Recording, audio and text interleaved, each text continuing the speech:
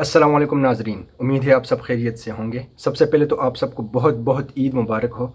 اور اس عید الاضحیٰ کے مبارک موقع پہ کچھ باتیں میرے ذہن میں آ رہی تھی، تو میں نے کہا آپ لوگ کے ساتھ بھی شیئر کر دوں۔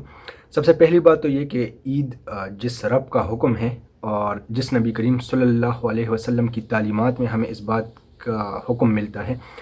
اسی نبی کی تعلیمات میں ہمیں صفائی کا حکم بھی ملتا ہے۔ تو اگر تو کوئی بندہ واقعتاً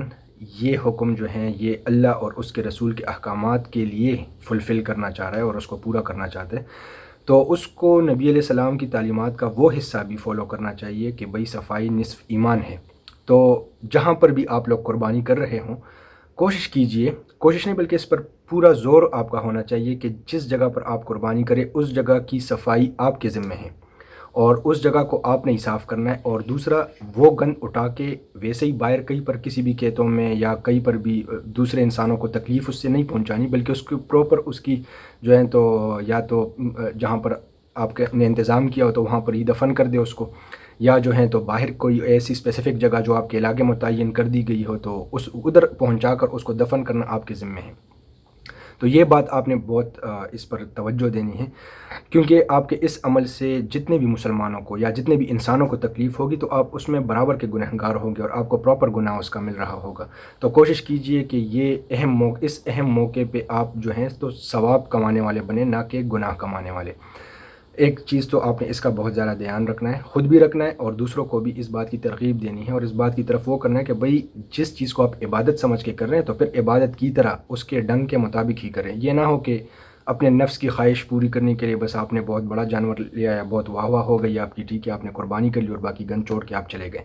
تو یہ چیز ایک مسلمان کو یہ بات جو ہے وہ زیب نہیں دیتی، بلکہ آپ نے صفائی کا پراپر خیال رکھنا ہے۔ دوسری بات یہ کہ عید کا موقع جب بھی آتا ہے تو یہ اتنا ایک خوبصورت موقع ہے کہ اس پہ آپ اپنی تمام تر تلخیاں، جن لوگوں کے ساتھ آپ کی تلخیاں ہو چکی ہو تو وہ بلا کر آپ جو ہیں تو ان سے گلے ملیں اور ان کو جو ہیں تو ویلکم کریں،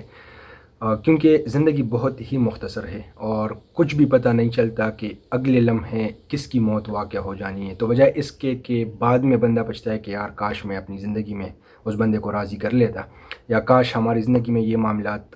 نبٹ جاتے، تو آج آپ کے پاس موقع ہے، ہر چیز آپ کے، بس تھوڑا سا آپ نے اپنے نفس کی قربانی دینی ہوتی ہے۔ اور اس نفس کی قربانی بھی جو ہے تو یہ کوئی ہم فری میں نہیں دے رہے ہوتے، بلکہ یہ پراپر انویسٹمنٹ ہو رہی ہوتی ہے، آخرت کے لیے انویسٹمنٹ ہو رہی ہوتی ہے۔ اور جس نبی کے ہم نام لے ہوا ہے تو اسی کی تعلیمات میں یہ ہے کہ جو بندہ حق پر ہوتے ہوئے بھی لڑائی کو چھوڑ دے تو جنت کے وسط میں اس کے لیے گھر کی ضمانتیں موجود ہے۔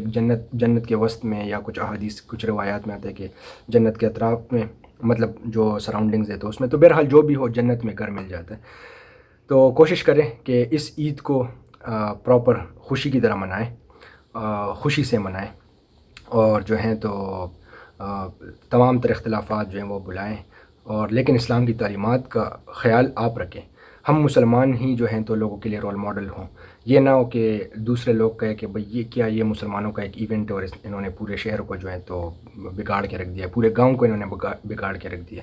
تو اگر تو آپ کی وجہ سے مسلمانوں کی بدنامی ہوتی ہے، اگر آپ کی وجہ سے دین اسلام پر حرف آتے تو کتنی بدقسمتی کی بات ہے۔ تو امید کرتا ہوں کہ انشاءاللہ سب دوست احباب جو ہیں تو اس کا خیال رکھیں گے۔ ایک مرتبہ پھر آپ سب کو بہت بہت عید مبارک ہو۔ السلام علیکم ورحمۃ اللہ وبرکاتہ۔